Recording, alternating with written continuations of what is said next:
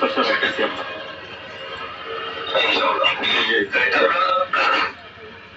কতদিন পর্যন্ত অব্যাহত রাখবেন এই কর্মসূচি? এই কর্মসূচি আপনারা যতদিন পর্যন্ত দেবা 21 তারিখ পর্যন্ত আমরা তো ইনশাল্লাহ ফিল্ডে আসি থাকবো। হ্যাঁ, 21 তারিখ পর্যন্ত রাখতে হবে। তারপরে আমরা আবার আলোচনা করে নতুন কর্মসূচি দিব।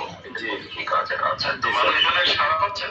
জি জি সাড়া পাচ্ছি ইনশাল্লাহ সাড়া পাচ্ছি, আমরা সাড়া পাচ্ছি। জি আমরা সাড়া পাচ্ছি।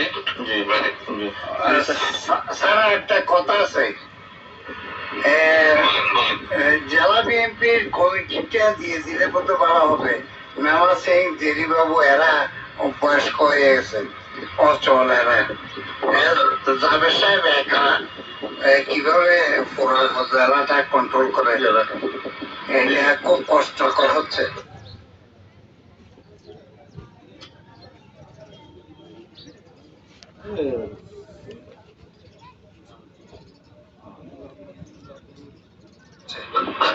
আরেকটা কথা হচ্ছে স্যার, ওই যে স্বেচ্ছাসেবক দলের যে সেক্রেটারি আছে এখানে, ওরা ওই আওয়ামী লীগের প্রার্থীর সাথে কাজ করতেছে ওপেনলি।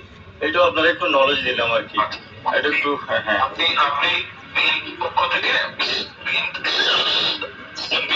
থেকে লিখিতভাবে যে কেন্দ্রীয় অফিস একটু পাঠিয়ে সাদ্দার পাটোয়ারি ফোন করেছে না, সাদ্দার পাটোয়ারি ফোন করেছে যে সাদ্দার বলে গেছে লিখিতভাবে এটা হোয়াটসঅ্যাপের মাধ্যমেই আপনি হোয়াটসঅ্যাপে লিখে আপনার বিএনপির পক্ষ থেকে এটা পাঠিয়ে দেন, আমি স্বেচ্ছাসেবক দলকে এটা দিচ্ছি, ওরা ব্যবস্থা নেবে। আচ্ছা আমরা ইনশাল্লাহ দেবো তাহলে স্যার, এটা আমরা ইনশাল্লাহ দেবো।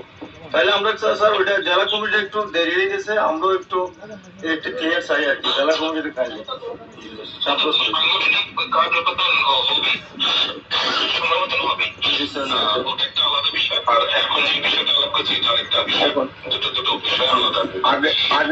নতুন করে আগামী হয়ে যাবে। আগের চেয়ে দলটা এখনো অত্যন্ত মজবুত এবং খুব স্ট্রংলি আছে এবং ভবিষ্যতে ইনশাল্লাহ এটা থাকবে আশা করি।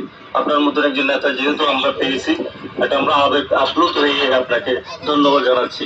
তৃণমূল পর্যায়ে এভাবে আমরা চাই একটা সংগঠনকে আরো শক্তিশালী হচ্ছে। তো সকলকে আমার সালাম জানাবেন। এই যে আপনাদের সাথে কথা বললাম, আপনারা ওখানে দলের এবং আমার প্রতিনিধি, তো আপনাদের মাধ্যমে আমি সকলকে সালাম পৌঁছে দিচ্ছি। এই কথাটা সকলকে বলবেন, ঠিক আছে?